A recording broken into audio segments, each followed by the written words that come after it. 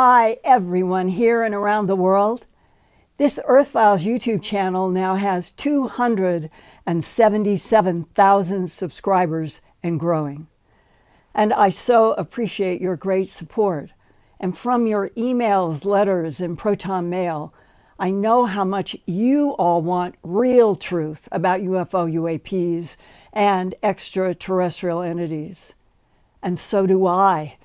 Still trying for breakthroughs a half century after I produced my first in-depth documentary in 1979, A Strange Harvest, about the bloodless, trackless animal mutilations around the world linked to extraterrestrial harvests of earth tissues, fluids, and blood for reasons that are not entirely clear.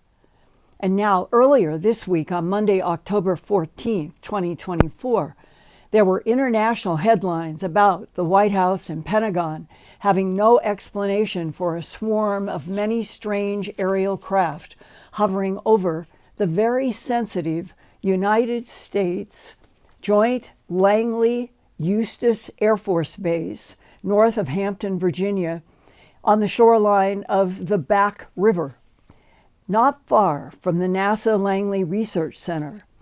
Langley Air Force Base is home to very advanced F-22 Raptor stealth fighters and is one of the most sensitive air bases in the United States. But officials still do not know how any Earth-based technology could fly repeatedly there for 17 nights over the Langley base without the U.S. government being able to stop them or even identify them.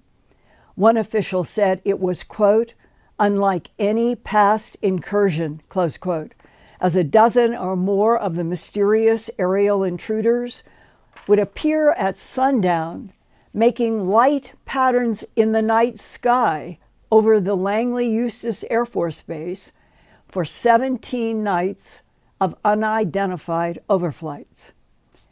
And now, retired U.S. Air Force General Mark Kelly told the Wall Street Journal on Tuesday, October 15th, quote, some of the craft shone small lights, making them look like a constellation moving in the night sky, close quote.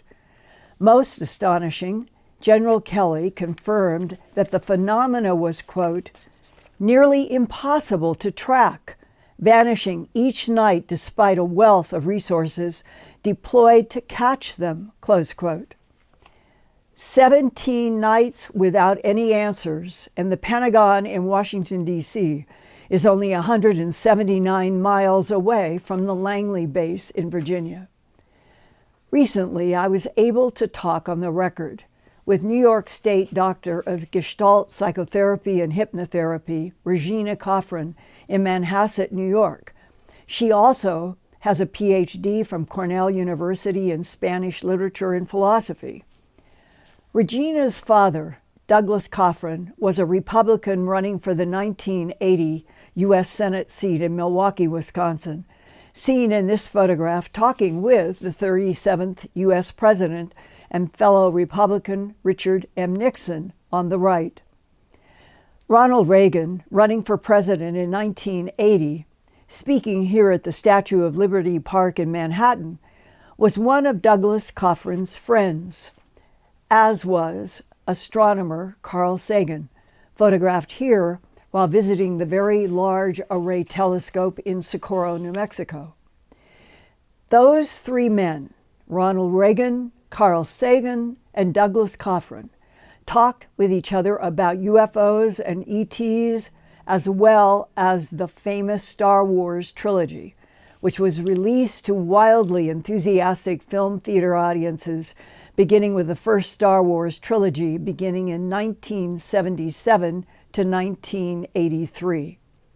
Those three men also had military and government sources that had told them not only was Star Wars based on insider facts, but there really were other intelligences from outer space with advanced technologies that interacted with Earth from outer space. But no one was supposed to talk about the alien presence. However, when Douglas Cofrin's daughter, Regina, was around 7 to 8 years old, he allowed her to listen to his conversations about UFOs and ETs. She told me she even asked Ronald Reagan about ETs that she saw in her own bedroom. Here now, from her Manhasset, New York office, is Regina Cofrin, now 55 years old, in a recorded interview for this Earthfiles YouTube channel. We're in a world where politically designated subjects are not supposed to be discussed. And one of the big ones is other intelligences that are interacting with our planet, have been for thousands of years.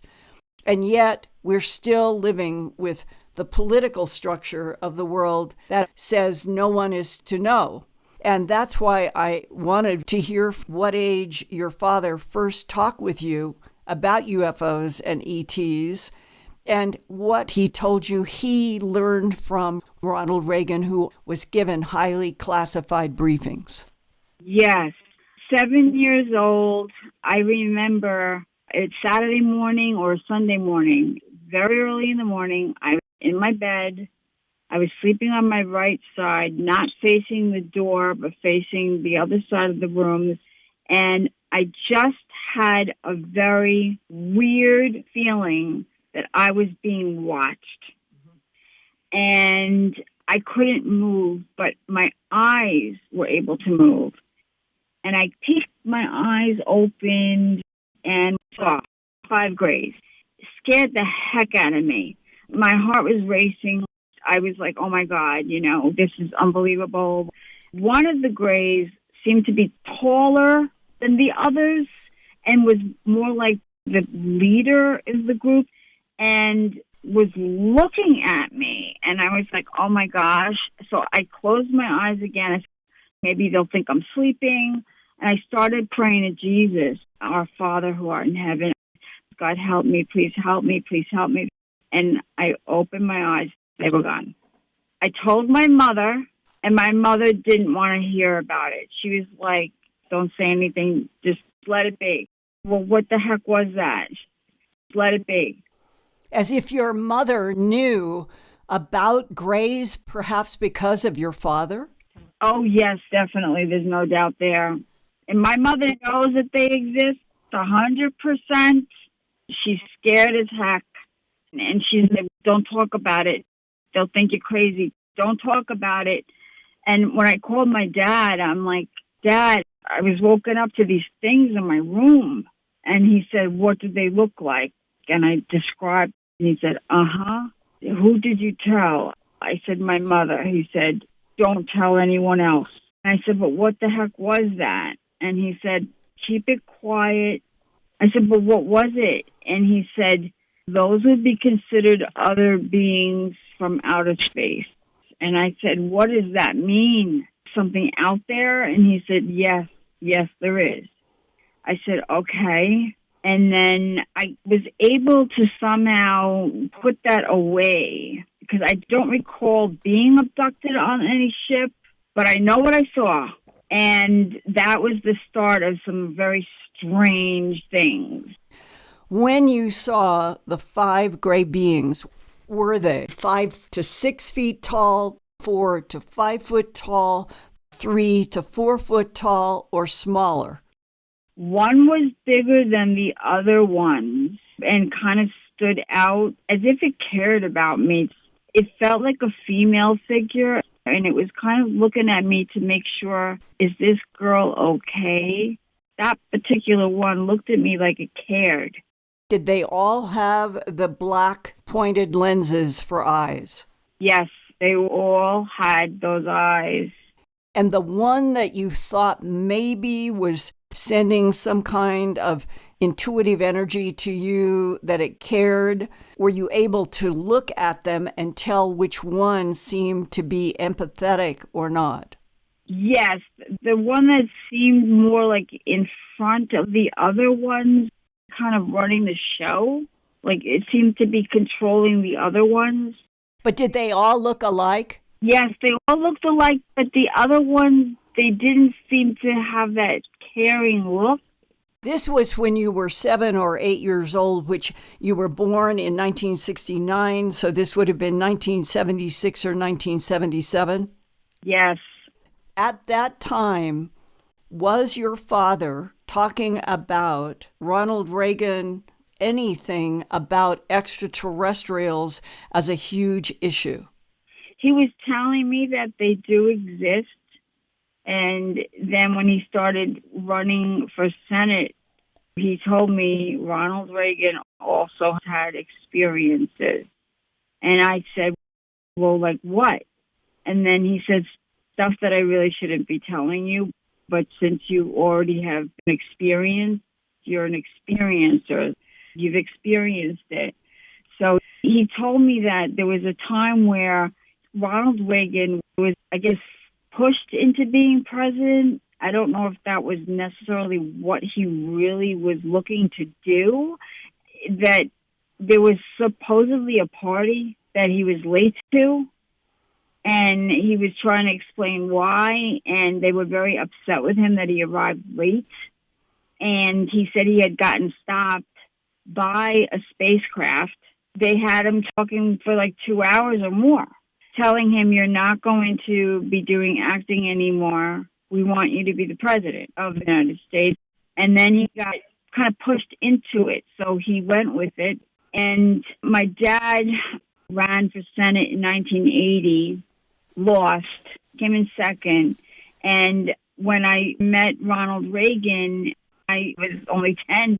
He was just the nicest, looked so tall and so nice and genuine. He was winking at me, and I remember I said, is it all true? He says, what? I'm like, those things, those entity things. And he looked at my father, and my father looked like, oh, my God, why did you ask him that? You shouldn't be asking him a question like that. And Reagan said to me, ask your father. Your father knows the truth. And he gave me a big smile. He winked at me. My father, I think, was disappointed that I actually asked the question. But Ronald Reagan did not say yes or no. He just said, your father knows the truth. Ask your dad. With the Star Wars trilogy, my father would fly in from Milwaukee just to take me to the movie. And then he'd go back the next day. And he was still helping out with Ronald Reagan and funding things. He told me, I have to take you to these movies. You've got to see them with your dad. I said, okay. And we'd be in the movie, and he told me, this is all real. This is all real. Every part of it. It's real. Very real. And did you ever say, Dad, if all of this is real, why is it a secret? This is real, this is real, this is real, and he wanted me to know this is the real stuff. And now we need Star Wars to be broken down scene by scene to the whole world. If this is truth, then explain everything that goes behind Star Wars as of 2024. What is the real truth, and why shouldn't we all be told at the same time on this planet now? Exactly. It's time. It is time. I had other strange experiences, really weird ones. What would be the weirdest that you are convinced was extraterrestrial biological entity and or artificial intelligence? What has impacted you the most by the non-humans? I had a very strange out-of-body experience where when I was trying to go to sleep one night, 14 years old, 15 years old, I was hearing like loud noises in my ears as if you were in an MRI machine. Bang, bang, bang, bang. I can't get this to stop. What the heck is this? It won't stop. And I'm like, this is hurting my ears. I was going out of my body. I fit out of my body into the den where my mother was watching a late night show, and she was laughing and laughing and laughing. And I sat on the couch next to her, and I'm like, Mom, can you see me? Can you hear me? Can you see me? And no response, as if I was not there. And I said, oh, my gosh, I must have died. I must have died. And then I said, this is unbelievable. And I'm floating all over the house. I've got to get back to my bed. My body was lying in my bed. And I said to myself, I've got to get back in there. I've got to get back in. I've got to. Next thing I know, I go back into my body. And I told my mother the next day, I said, you were watching this show, this show, this show. You were laughing. I was sitting right next to you. You didn't see me. She said, no, I did not. She said, you must have been dreaming. I said, no, I was out of my body. That was one thing. And I remember seeing weird orbs as well. So I don't know what the heck that was about. You remember seeing what kind of orbs? They were like just strange colored orbs. Very strange, like green, red, blue ones, just an uncomfortable feeling. It was not comfortable at all. You mean that night that you saw orbs when you came out of your body and your mother didn't see you? You had seen these different colored orbs? Yeah, as I was coming back into the room to try to get back into my body, that's when I noticed the lights of these strange kind of orb-looking things. And I said, okay, I got to get back into my body. I've got to get back in. And I was able to then will myself back in. I'm like, oh, thank God. And then I fell asleep. So you didn't associate that strange experience with the Greys, but did you tell your father, who is talking with Ronald Reagan, who becomes president, we're talking honestly about other life forms and technologies in the universe? Oh, yeah. Can you talk to us now, meaning to me and to my Earthfiles YouTube channel audience, about what you either heard directly or know that your father learned with and talked with Ronald Reagan, and after he became president, and with Carl Sagan, a famous scientist? My father told me that Carl Sagan absolutely knew that there was life out there, but could not and did not want to say it. There was some sort of agreement, for sure, that took place. There was an agreement. I don't think that all the Greys are not nice. I think some of them are. But I think if they really wanted us gone, we would be gone. I also feel like they might be dying out. That they're harvesting from the earth various tissues, fluids, animal mutilations, human abductions, sperm and eggs, perhaps in order for their civilization to stay alive. Did anybody that you knew, your dad, Ronald Reagan, Carl Sagan, did that subject ever come up? Animal mutilations and human abductions by extraterrestrial intelligences? Well, my father used to tell me that I might have been an experiencer where they might have taken me on the ship. And he told me, if they come to take you on the ship, don't fight it, just go. And I said, okay, it's really scary, but okay. Why? I was afraid of them when I saw them in my room. You know, I'm afraid to be on the ship. You know, I'm afraid. I don't like the idea that if we're an experiment, like, what is this experiment? And other than to keep their race going and our race going, I think they created us. And that doesn't mean that we can't be believers in Jesus Christ and all that. Jesus Christ was definitely not of this world. What you are describing right now, that we are an experimental creation in order to help another extraterrestrial civilization continue to live and evolve, I have heard several times before from a variety of sources. Did you go to your father, who was talking with Ronald Reagan and Carl Sagan and others about UFOs and ETs, and say, Dad, is this true that we have these beings that are coming here and have been in my room, and that if they come, I should go with them? Yeah. Oh, yeah. I said, so you're telling me I should go with them? He said, yes, you have to go. If this is truth, then explain everything that goes behind Star Wars. And why shouldn't we all be told at the same time on this planet now? Exactly. It is time.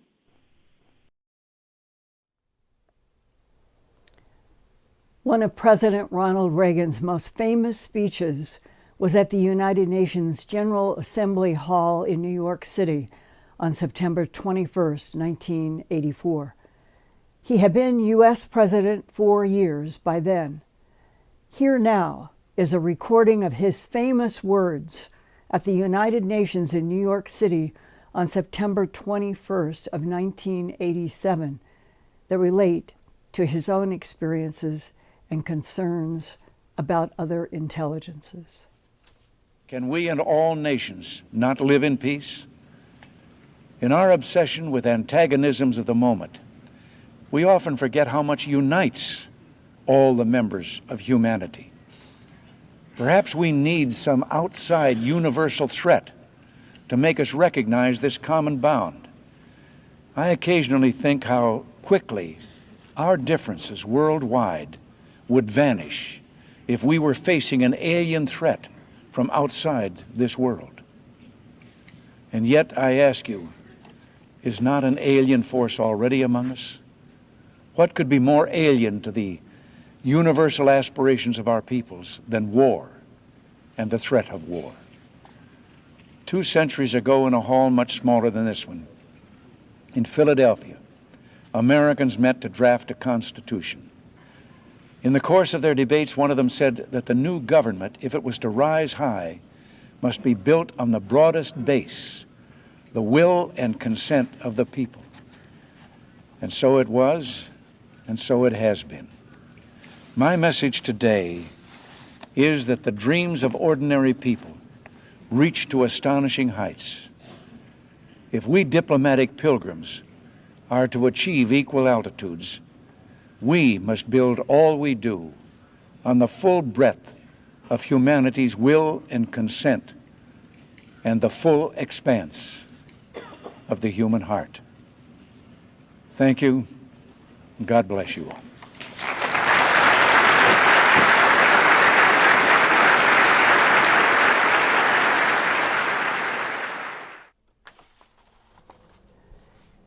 And I know that in our audience, in Earthfiles, that some of you have had experiences that have convinced you you don't need a government or a military showing you or telling you. You already are convinced because you've had live face-to-face with non-humans. And it has happened all over this planet. And it has happened all over this planet for centuries. And I would like to know tonight, starting off with my dear colleague Ian, running interference here and organizing the thoughts, is why do you think that governments, military, for so long, since at least World War II, why are they so bitterly against opening up the truth? And if it is power brokers and it's money and power, will we ever be on a planet in which free human thought dominates, and that the evolution of living, evolving, getting out into space, which hopefully we are going to do, but not being naive about what potentially could be in this universe, but not moving then a whole planet forward in fear, but in a desire for exploration and no wars, exactly as President Ronald Reagan was pointing out more than once at the United Nations. And on that as a sort of beginning bong, I'm going to go to Ian and hope that some of you who really have seen, and you know that you have interacted with non-humans, if you can come into the list of making comments that Ian can share I would really like to know what you think at this juncture as we come to the end of 2024, with 2025 to 30 under some projections might be a violent time in terms of weather, a violent time in terms of humanity and more wars. Is there some way to change that future? Are there intelligences who would know how to do that? That's why I think it's so important to ask these questions. They're existential questions about a possibly dangerous future that wouldn't be at all dangerous, perhaps, if we all knew the truth and we all got on board the let's care for Homo sapien. Okay, dear Ian. Thank you, Linda. That was a fascinating interview with Dr. Cofrin. It's great to hear her talking about Carl Sagan as well. And I'm sure you can remember, as many of our audience can remember, Carl Sagan did say some wonderful things. Do you remember what he said about the picture of Earth that showed the pale blue dot? And he said he wanted to see us vulnerability and our home was just a tiny fragile speck. And then he said that it underscores our responsibility to deal more kindly with one another and to preserve and cherish the pale blue dot, the only home we've ever known. That's that right. Underscores just what you've said. Agape hug. The Greeks look at another human being as a fellow being. How could you kill a person that you saw as a fellow being? Well, Linda, there's some stirred up chat here about Josephine Kalulo says, you once mentioned that when President Jimmy Carter was briefed about UFOs, he shed tears.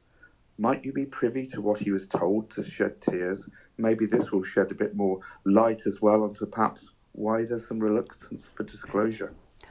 On April 9th, 1983, I was in Albuquerque, where I live now, but I had flown in 1983 from, I was working on an HBO project. And my goal was to open up in an HBO documentary like I had done on animal mutilations in A Strange Harvest. I wanted to do the same thing about extraterrestrials terraforming our planet, whether with or without our knowing. And I had had a meeting in New York City that I have talked about in length at the Earthfiles YouTube channel, but in a short sentence, I had signed a contract to start doing work. It was to be called UFOs, the ET Factor. I had written in the content that I knew that I could deliver into a documentary on HBO, and others were wish lists. And it turned out that Peter Gersten, an attorney who had been involved with Citizens Against UFO Secrecy, was very interested in helping me evolve what I was going to do in the script. And one of the stories that he thought would be so valuable was a landing in Ellsworth Air Force Base, where the Minuteman nuclear missiles are underground. And there had been something like a silver disc, as I understand it. And the military drew weapons. And out of the side of the craft, it came either a light or something, and a being started coming down the ramp. And as the being came down the ramp, one of the military people raised their gun. When they raised their gun, there was I've heard it both ways, green or red. I think it was green, but something like a green laser. And this is the important part to the military. The gun, however big it was evaporated in the human military's hand. And there was no burn, not a burn anywhere, but the entire metal gun was gone. And we really wanted that technology. Well, that was one of the stories that I was now in collaboration trying to get all the pieces together so that I could take a crew and go to Ellsworth and do this story. So that's what I thought as I was ushered into a large office by a man named Richard C. Doty, who worked in Air Force Office of Intelligence or there in Albuquerque. And as we were walking downstairs into this office, he turned to me and said, "You really broadsided the United States government." I said, "What are you talking about?" He said they didn't think any professional journalist would ever touch animal mutilations with a 1,000-foot pole. Now I'm sort of off guard about what is happening.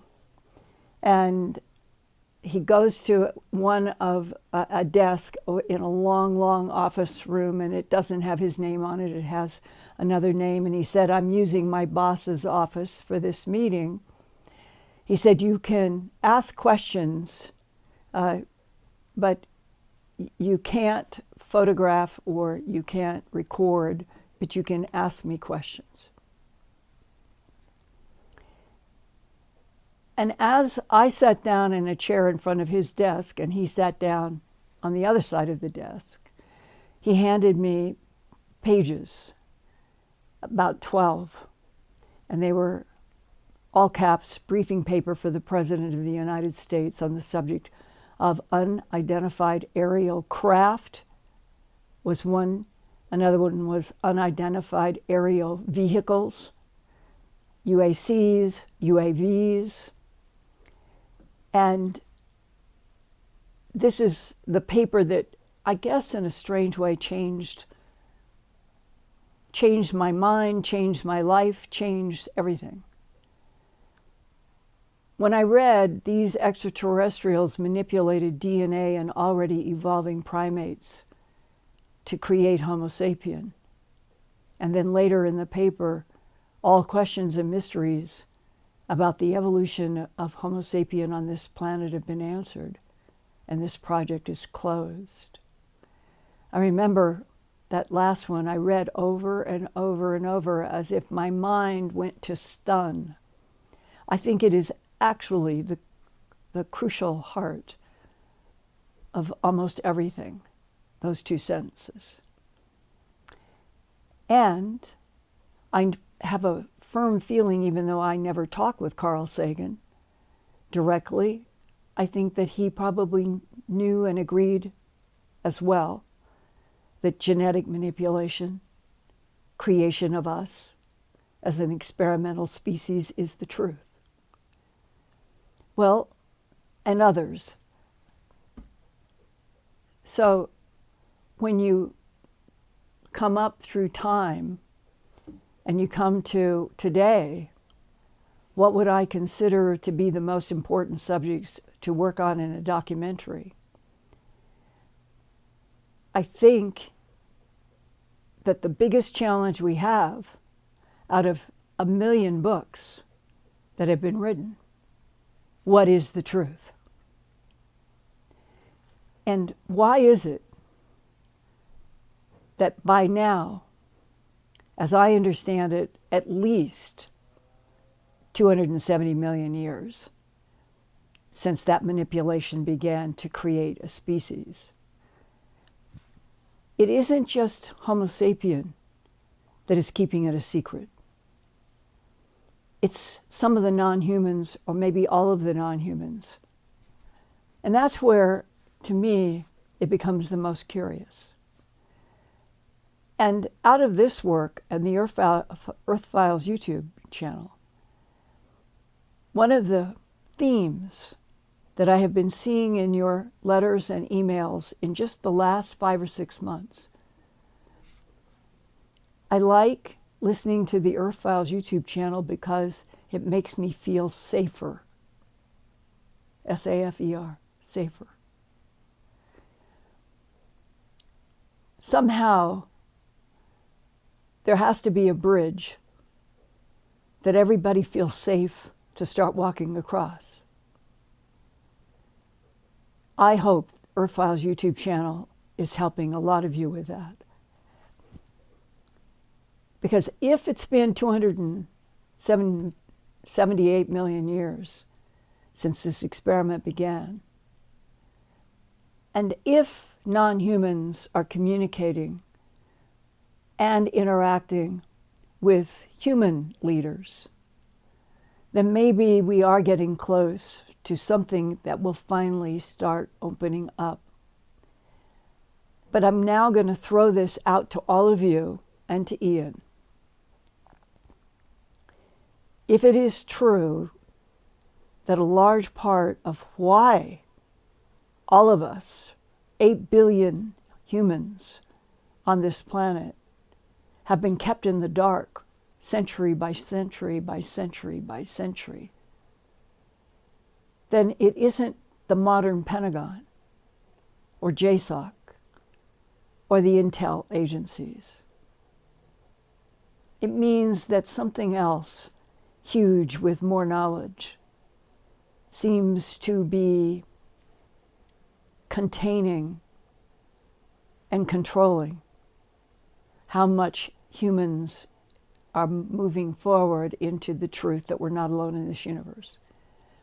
And that makes me nervous, because why would that happen? So now, back to you guys. All right, Ian. Okay, Linda. Linda, do you know anything behind the so-called Victor alien interview? It's the one where I think Victor is guiding us through what is going on with an alien in a room who eventually gets distressed, or about any of these other alien interviews. I first saw the video years ago, whenever it first started to circulate. And the most I can say, because there's just so much chop suey about that video. One source, going all the way back. Do you have the year that that was released, Ian? I know that I even lived in a different place when I first saw it. And I don't know. We need to check. It was the a long sources time from ago. When that first surfaced. Yeah. It has been doing the rounds for a long time. It was a long time ago. And I, like others, received it, watched it, had an intuitive feeling that the non-human being at the center of the video was not a Walt Disney animation. And today, jumping to 2024, I have been shown that video by at least half a dozen different people over the last 10, 15 years, wherever it was that it began. And each time I keep thinking of the list that Ronald Reagan was given when he did become president, and he was extremely interested in extraterrestrials along with his wife, Nancy, and the work that I'm doing tonight, and the revelations that are coming from Regina Cofrin, and all of that reinforces that there have been releases. There are concerns about should we try to upgrade the relationship between humans and non-humans. And some people argued, well, if you just float videos showing some ETs, then it'll just happen organically. And that's not true, and that's not what has happened, because within a short period of time, that particular film was attacked. There were all kinds of things that happened. However, I have also been told 2 or 3 years ago that the being in that film is a Heploid, Heploid, that is one of the extraterrestrial names on the Serpico document that was used in the briefing of Ronald Reagan March 6th to 8th, 1981, after he was elected 40th President of the United States. And the fact that the new CIA director was one of his best friends, and that this Camp David spent 72 hours with a lot of intel people, and it included the list of EBAs and tronoloids and heptaloids and so forth. The very fact that that name was on there, we can't prove what came before or after, but it was the same one on that list. And today, unfortunately, there have been so many attacks on all of it that most everyone says it's no possibility of getting a reality check unless they come forward with the department, the person who did the camera work, all of it, because it's been so chopped up. But it might be that that being in that film, who seemed to be coughing sick or something, could be a heptaloid. If anybody out there has some proof, some evidence about that, please get in touch with me by first, why don't you email me? And this goes universally. Ian and I have been talking about this. If those of you who have real information, you want to get in touch with me, after each show that you have some interested in linking, send me an email with your name and your phone number so that we can start with me being able faster to talk with you. Because going through the messages and comments and not having phone numbers slows everything down. Would you agree, Ian? Absolutely, yes. Contact us at earthfiles@earthfiles.com. We also have the Proton email access for added security as well. But it's important that people put their contact details in there so that we can quickly get back to them, confidentially, of course. And we do that. And we've followed up with quite a few really good cases, and we've got quite a few ongoing with people. So that's good. We encourage this. And you know what, Ian? If we get that headline around the world with an entire satellite, God only knows, confetti something, we're not alone in this universe, and we can guarantee you there are other beings that are very interested in positive collaboration with Earth or are already here. We should have an Earthfiles with champagne around the world. Everybody get champagne and do a united together Earthfiles. We're finally getting on a road, no matter how complicated it is, no matter how many hills and bumps, just to get onto an honest relationship with the consciousness of this universe. Wouldn't that be something? That's right. We're going to have the biggest watch party ever. And invite everyone to join exactly. it. And share it. Every time zone at the same time. We'll definitely be doing that. Linda, you asked our audience tonight about their own experiences, and we welcome people sharing their experiences with us. I've got some experiences here from Diana in the chat. Says, it is true what she said. The Greys telepathically told me that their race was dying out. I've got Marcel Chagon says, I saw a light being human, yes, but made out of millions of stars. And that's not the first time I've heard that experience, where people have seen what seems to be a being made up of tiny points of light, thousands of points of light.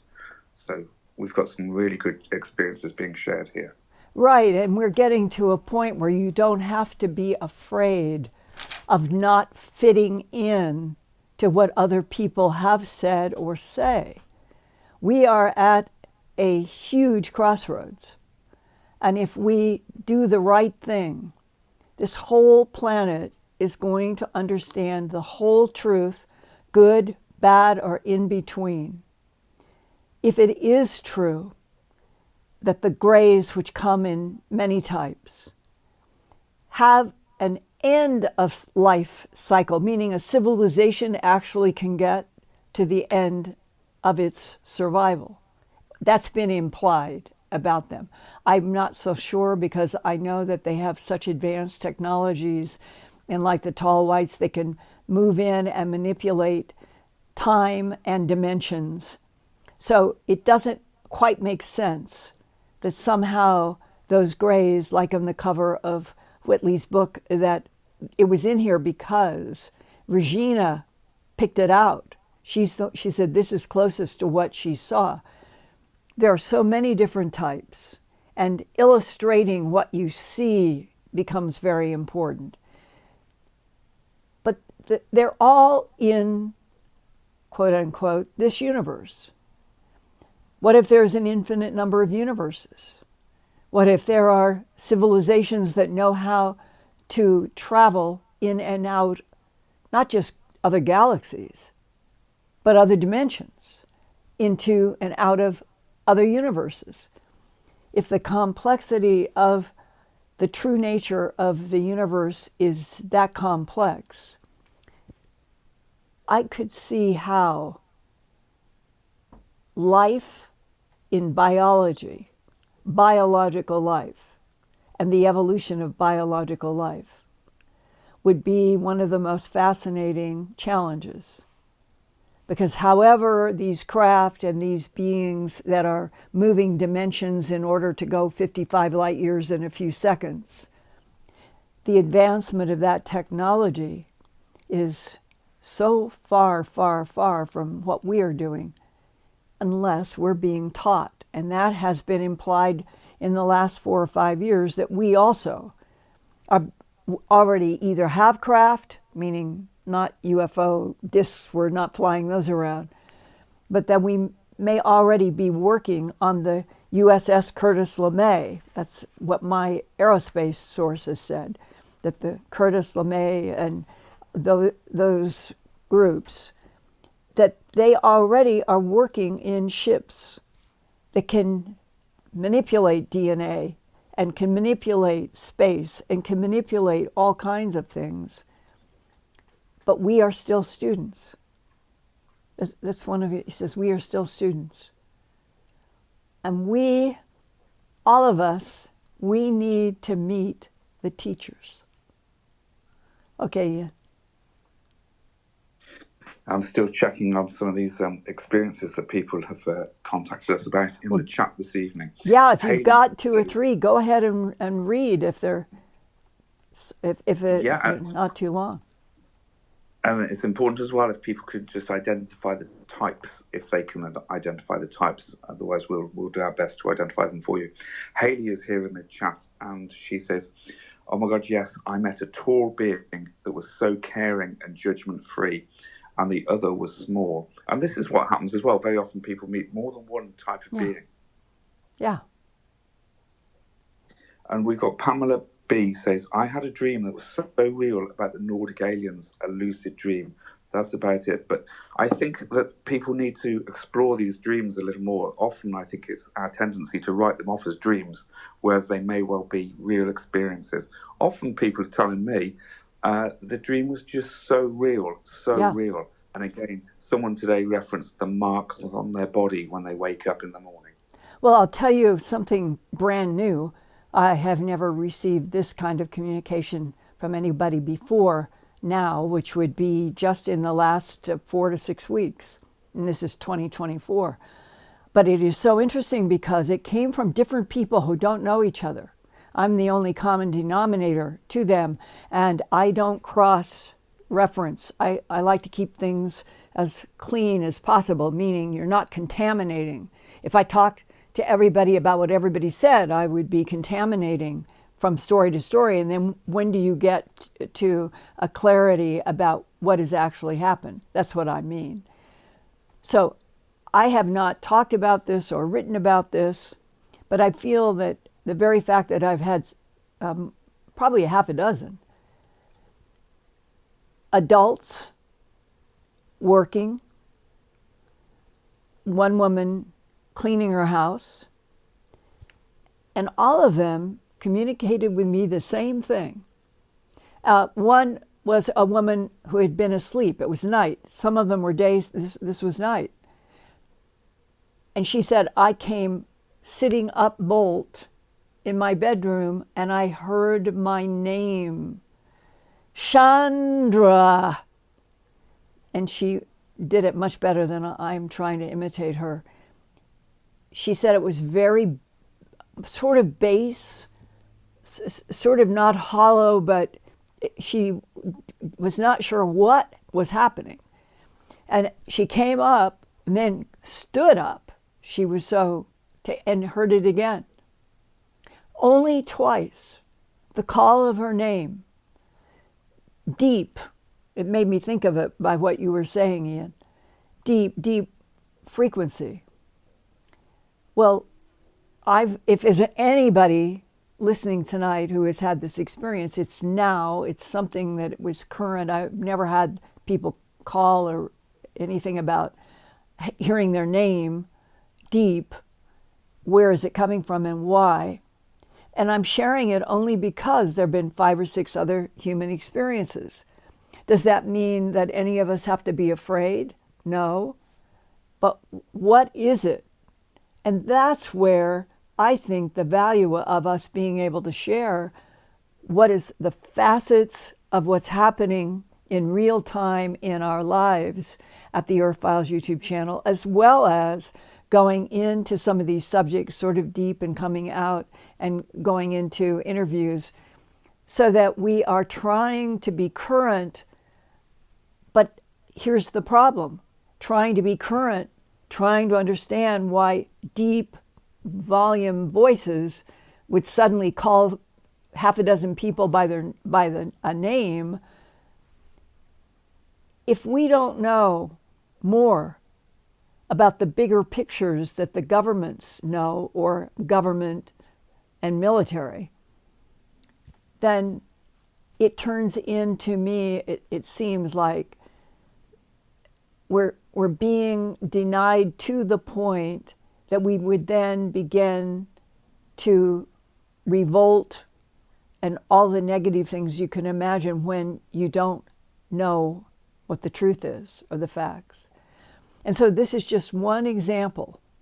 If anybody else, if 100 people are here suddenly coming awake because they're hearing their voice, deep, strange, hollow sound, why? What is it? That's what, to me, these phenomena should be provoking us to try to understand, which means then we need the help of people who are in the government, in science, and in medicine, and they keep making decisions that we're not ready to know the truth. Why are we not ready to know the truth? We, likely, are the experiment. Go ahead, Ian. Yeah, I've got a question here from someone who says, let me just get it back on my screen. They're saying, can we, hold on a second. I used to be a paranormal investigator and was a member of the American Association of Electronic Voice Phenomena. I can tell you some stories. But we've got someone here who says, it's Rarefiles. Says, any advice for a young investigator? I live in California and I want to be boots on the ground and go to locations and get video. How can I start researching? That is a very, very, very good question, because if you don't do a lot of research before you decide to travel anywhere, and I speak from half a century of experience, you don't want to end up following and chasing something that is not real on the off chance that you might see a light, that you might see a disc, that animal mutilation might occur. I think, even though it's hard for some people in their lives, but you have to, for example, I've done 4 books and 4 documentaries. And I feel that if you were interested in mutilations, if you were interested in abductions, if you were interested in I guess I would say that the layers of language and the evolution of structures on the planet, it comes into crop circles, it comes into abductions, and different facets that we are just a slice of an evolutionary biological life form on Earth, meaning a slice in time. And the more educated you get by actually reading and going to museums and going to other countries, talking with people directly, which I've done. I've been, I think, it's something like 36 countries, 30 countries. I know that after I did A Strange Harvest, and a whole bunch of things happened, and then I ended up doing Strange Harvest 1993 and other films. I made a kind of an agreement with myself that I would not stop trying to go to the actual locations.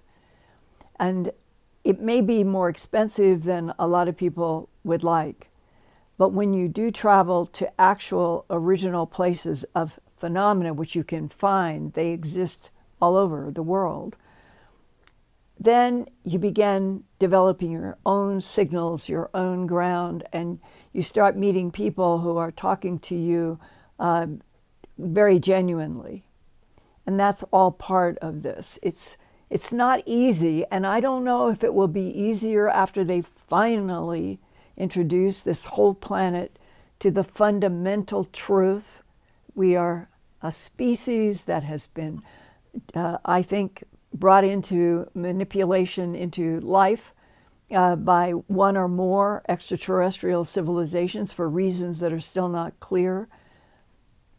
But we now are a consciousness in this universe where over and over people who have been in the face of tall whites or Nordics or Greys and others, the consciousness of the universe binds everything.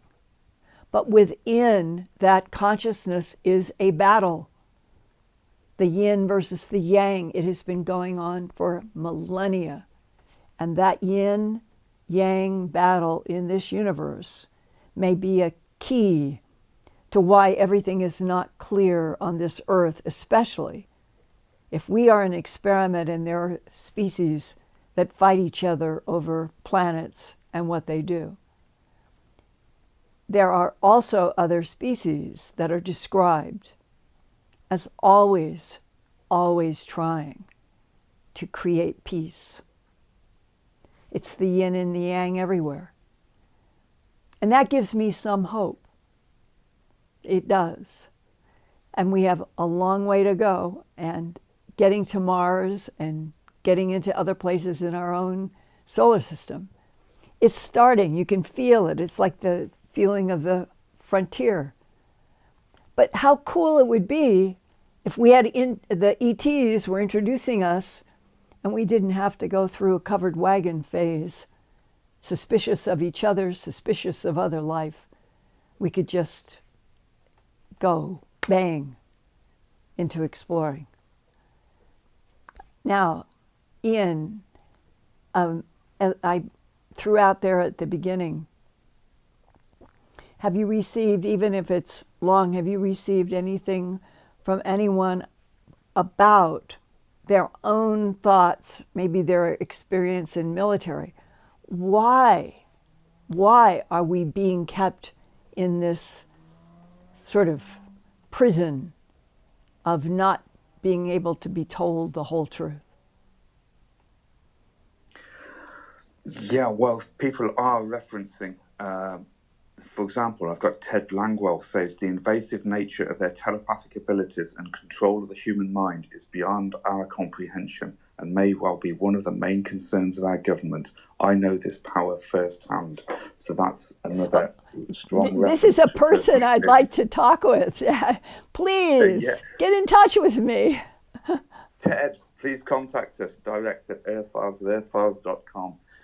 Linda, I wanted to mention as well that tomorrow, on the 20th of October, it's Global Disclosure Day. That's from the Steve Bassett's New Paradigm Institute.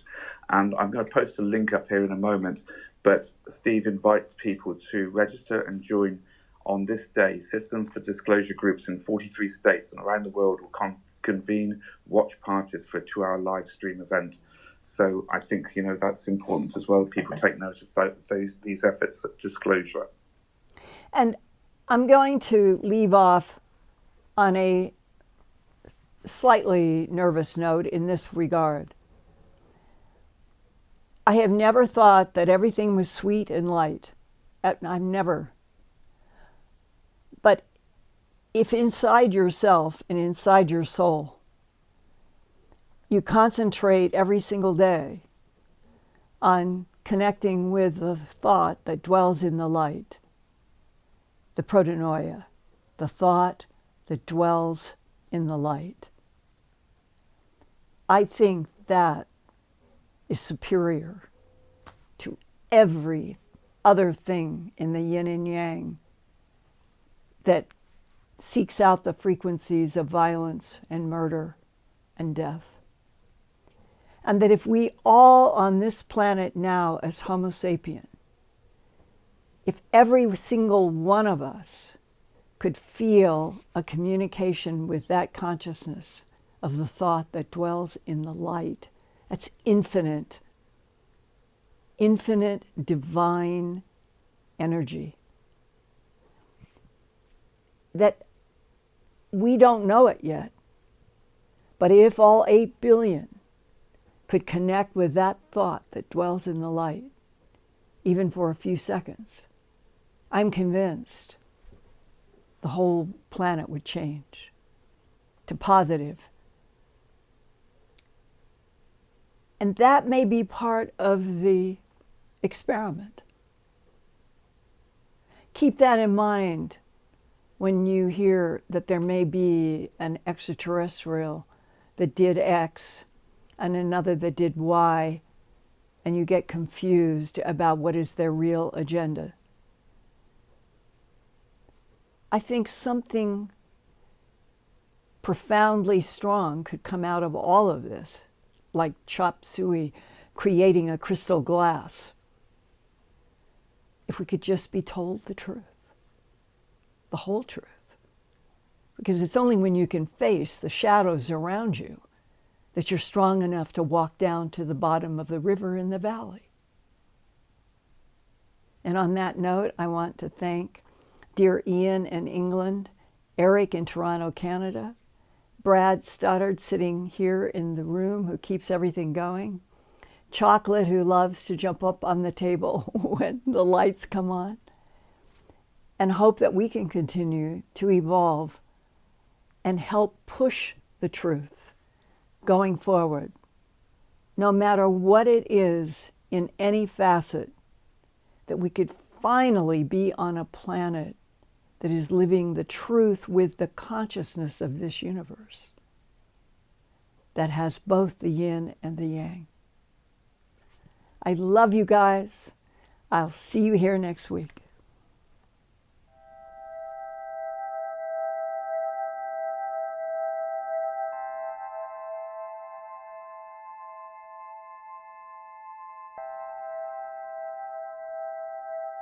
Turn on closed captions for YouTube videos by clicking the white CC button on the lower right.